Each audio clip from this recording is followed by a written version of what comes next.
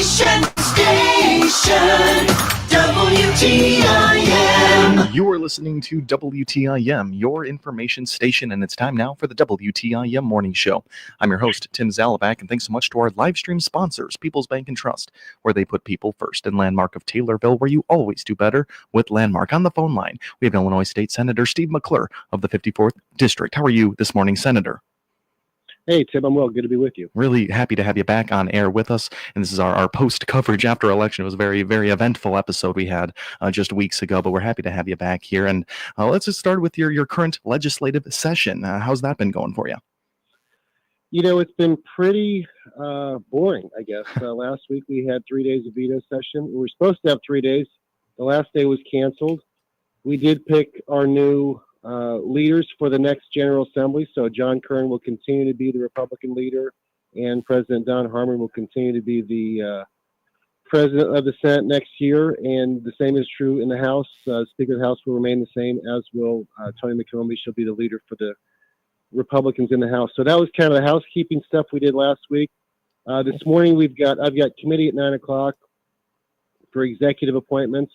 We think that maybe the Department of Corrections head might be up for voting on the floor either today or tomorrow. So we'll just have to see. That'll be a very controversial vote. And I'll be voting against her because she has done really a lot of bad things, and she's kind of been incompetent from what I've seen. So that should be interesting. But outside of that, there's a few bills that might be controversial.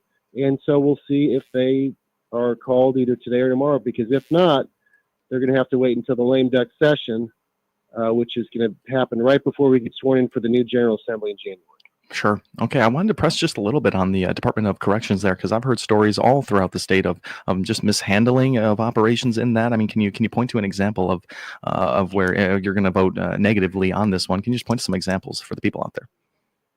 Of course. So one of the big issues has been there have been so many substances snuck into our different facilities across the state. We've had people die. We've had people get sick.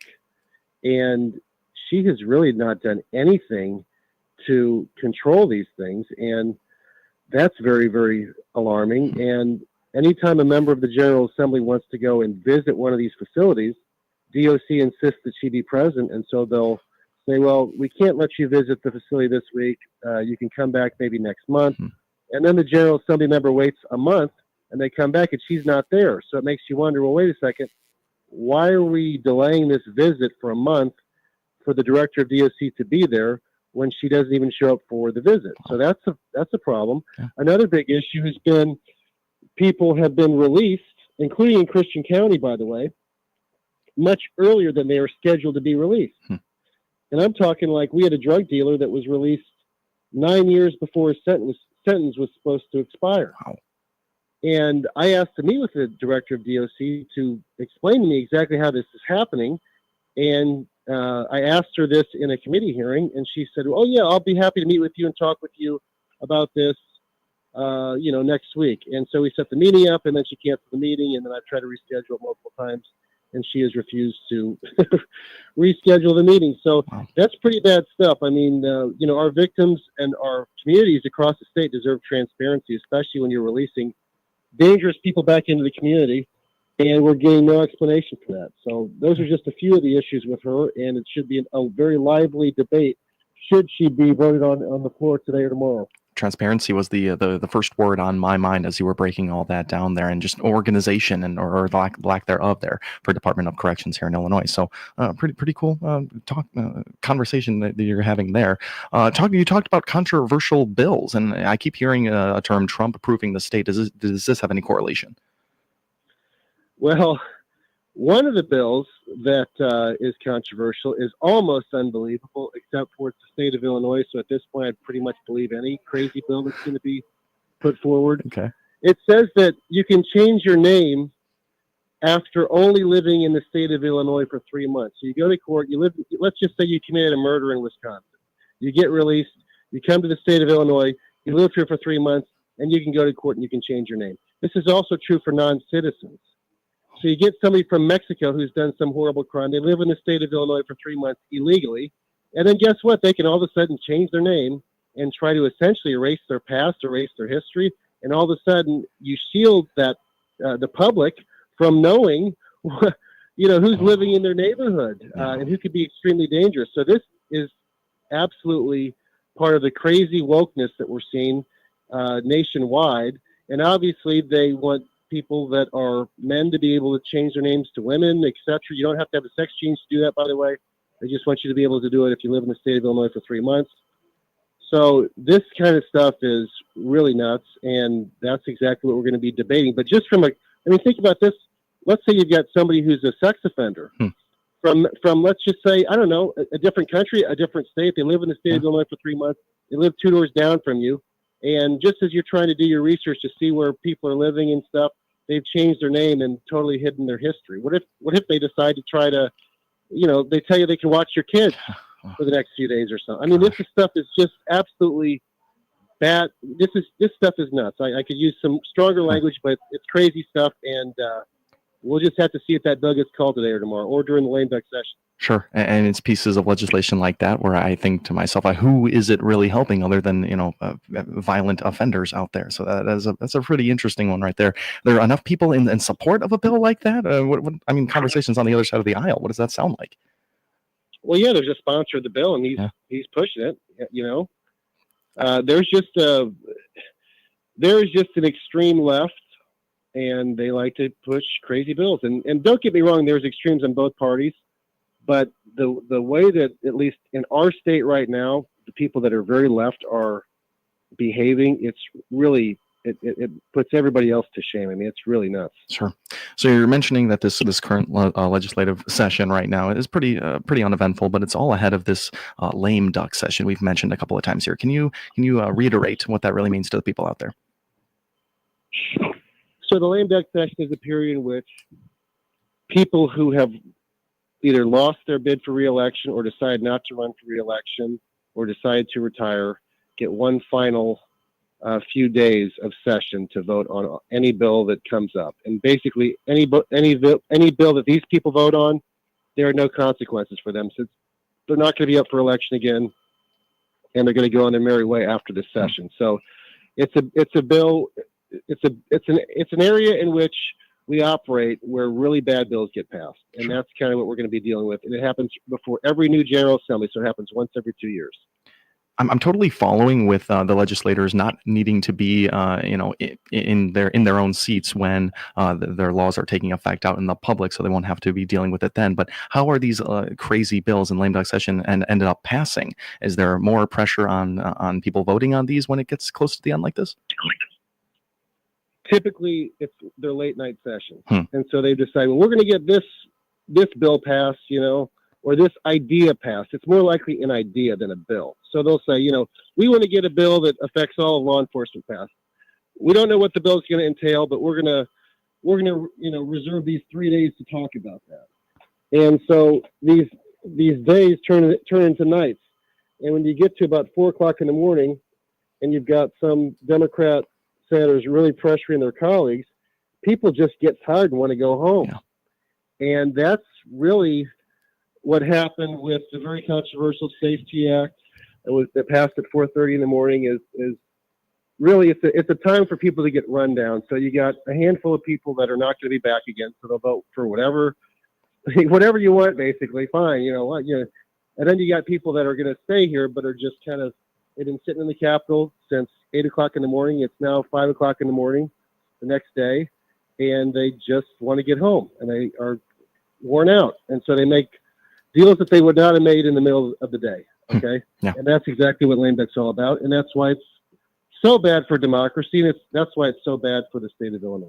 Pretty unbelievable how that can play out in the way you describe it right there. It's just so easy to be able to do that at the very end of lame duck session. Let's kind of end this first segment up here. Talk a little bit about J.B. Pritzker, his responses post-election.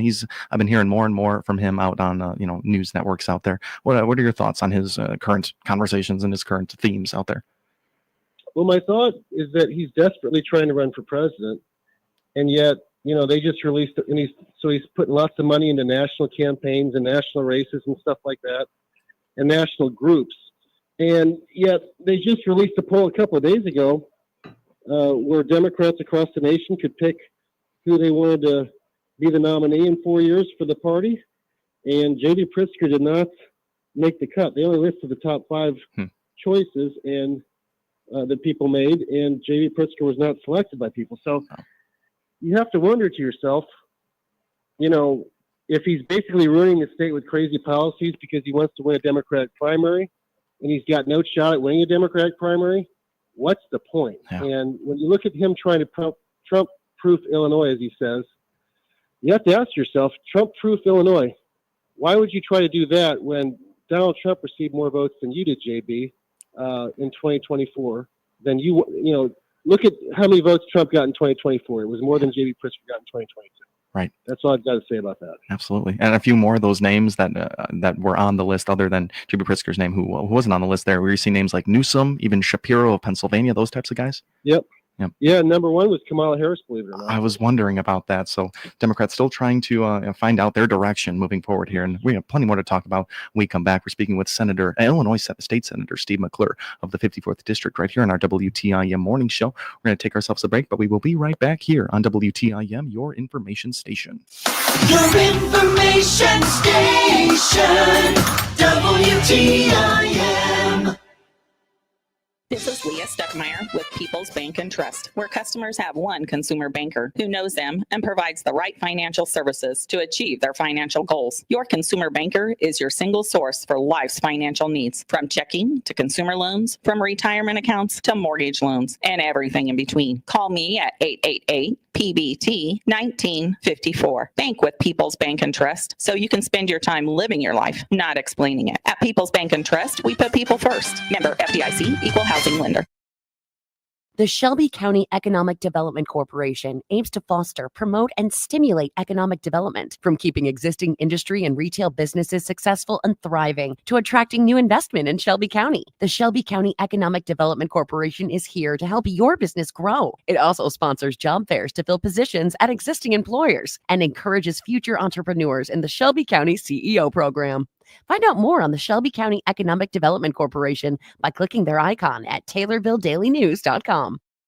This is Bill Pinkston, General Sales Manager at Landmark in Taylorville. Stop in today and harvest some huge savings on the final 2024s. Right now, you can save $11,000 on a new Silverado RST. Prefer a GMC Sierra? Current GMC owners can save over $12,000 on a new GMC Denali. Need a redesigned fuel saver? You can save over $5,000 on a Buick Encore GX. Plus, we have over 350 pre-owned vehicles in our family dealerships. And with our lifetime powertrain warranty, why would you buy anywhere else? Shop us day or night at landmark@taylorville.com. And remember, You always do better at Landmark.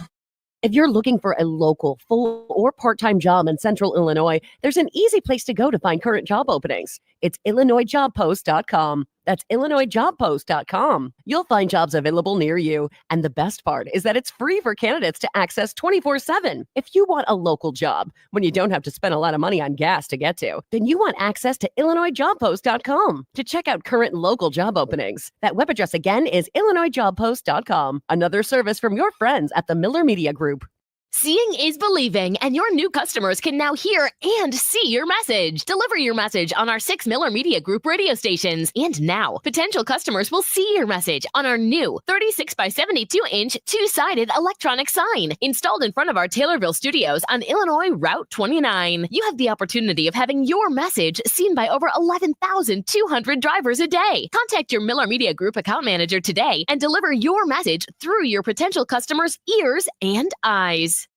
Small towns are in, and Taylorville is poised for you and your family to join them. Taylorville has what you're looking for. Find out more, including upcoming events, by clicking the Small Town Taylorville icon at TaylorvilleDailyNews.com. Senior Insurance Quote in Decatur can find the right plan for you. Their Medicare plan specialists are ready to answer your questions about Medicare plans and help you explore your options today. Click their icon on the obituaries page of TaylorvilleDailyNews.com. Your information station, WTIM. And welcome back into our WTIM morning show, this time with Illinois State Senator Steve McClure of the 54th District. Thanks so much to our live stream sponsors, People's Bank and Trust, where they put people first, and Landmark of Taylorville, where you always do better with Landmark with Senator McClure in that first half. Talked about the current legislative session. Now let's talk a little bit about the election there and then some appointments that are coming out for Donald Trump's cabinet. Senator McClure, your thoughts on this and, the chances of these being appointed? Well, there is always very contentious hearings. It seems like after every presidential election regarding the president's appointments. And so we're dealing with that in the state right now still. I mean, as I said, I'm going to the committee at 9 o'clock this morning, so just in a few minutes.